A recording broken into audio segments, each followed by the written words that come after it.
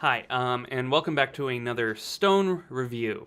And today we're going to be looking at the new Sia album, Every Day is Christmas.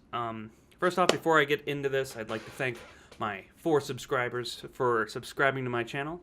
It means a lot, even though all of those people are people I know who I instruct to sub to my channel. So thank you, all those people. Anyway, let's get into it. Sia.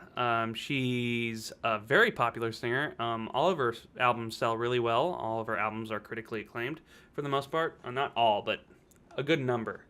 Her, I think her biggest breakthrough was A Thousand Forms of Fear, her album that came out in 2015. It had Chandelier on it. It had Shia LaBeouf in it, and a bunch of other stuff. Just video form for Shia. That was a very odd video. Anyway, Every Day is Christmas. I have to say that I'm kind of a Grinch when it comes to Christmas music in general. Generally speaking, it's all got the same instrumentation, it's all got the same chord structure, and it's all got the same melodic tendencies as well. A lot of it's major scale oriented. If you do get a minor scale, I like that, but usually it's major scale oriented with a pretty typical chord progression. A lot of it's Pachelbel's canon or like 1-6-4-5-1 progression. Throw in a 2-5-1 for good measure. Anyway, a lot of it's just typical stuff here. We're getting a bunch of good shopping music and some party music. You can put it on in the background when you got your family over. And you can all not listen to it together. So yeah, I don't really enjoy this album all that much, and for a few reasons. I'll try and stay on track here. Number one, it's typical Christmas fare. It is just a Christmas album. You got songs about Santa and snowmen and mistletoe and Christmas lights. Two of the song names are almost exactly the same. Underneath the mistletoe, underneath the Christmas lights. What other things do we have to be underneath? Santa's Coming for Us is the title, not the title track, but the starting track of the album. And I have to admit, I did chuckle because I'm very immature. I chuckled at that title. You get a lot of Sia's weird vocal quirks in this. I'm sure if you were into the vocal quirks that Sia provides, her signature style, you'd be into this album. But for me, it just seems like a cash grab. And, you know, I don't know.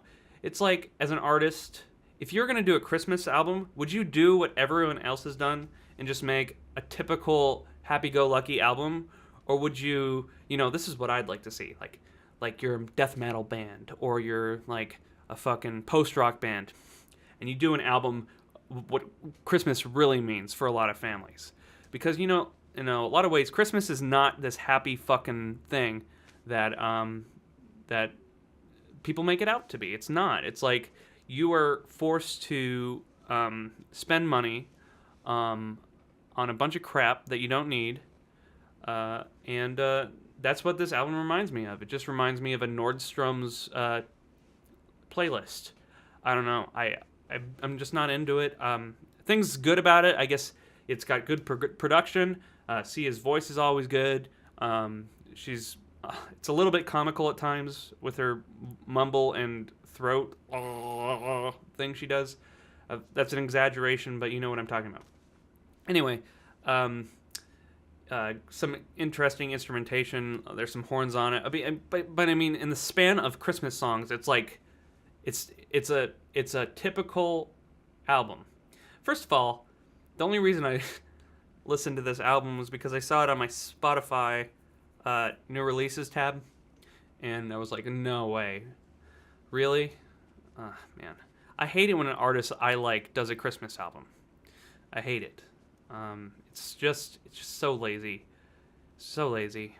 Especially one like this. Like, come out with a fucked up Christmas album. I'd like to hear that. Like, something that's all weird. Maybe like a Plunderphonics Christmas album with all the shitty Christmas songs that have come out over the years. Throw fucking Mariah Carey in there, fucking up at the 2017 January 1st party there in New York. Just throw that in there, just for good measure. It's like a good. I don't know what I'm talking about, man. This album wasn't very good.